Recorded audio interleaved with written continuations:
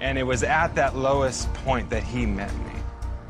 And he looks at me and he stretches out his hands and he puts them underneath me like this. And in the vision, as I see Jesus, he looks at me and says this.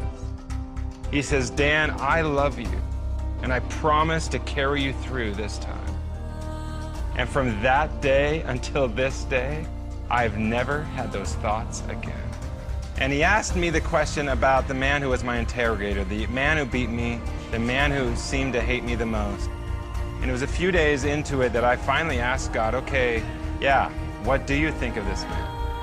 And at that moment, yeah, my heart opened up and I began to see God's love for this man. How he loved him from the beginning, how he made him, how he loved his family.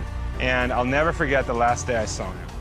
I remember on this day thinking, oh my gosh, what's he gonna do today?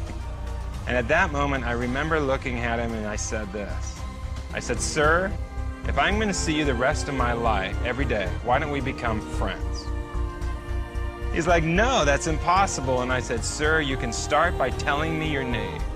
And I stuck out my hand to him and I said, sir, let's be friends. And as I stuck out my hand to shake his hand, he just stood there and he froze. And after a few minutes, he started to shake. And then all of a sudden, I saw his hand creep towards mine and he shook my hand. And as he's shaking my hand, I saw these tears start to roll down his face.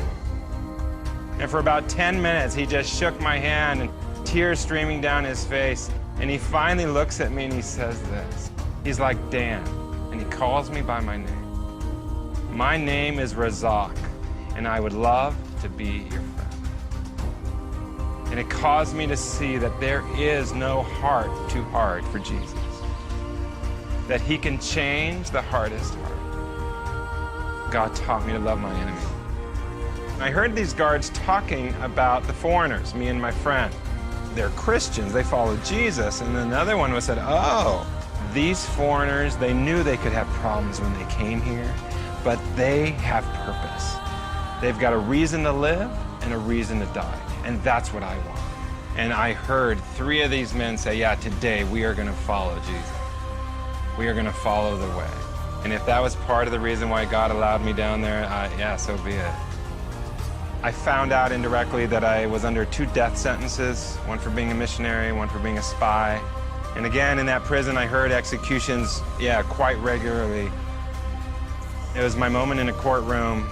I stood on the stand, hundreds of people in the room, video cameras, judges, and then came the question. Tell us today, sir, why? Why did you come to Iran? Something rose up within me. And I remember looking at the judge and saying this. I came to Iran to tell you about Jesus Christ. And when I said that, I'm like, oh, what did I say?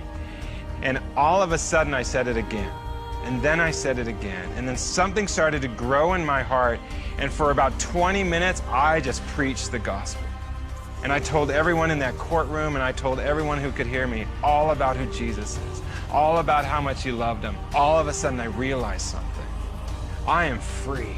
In the midst of death itself, God gave me the grace to stand up and speak the truth.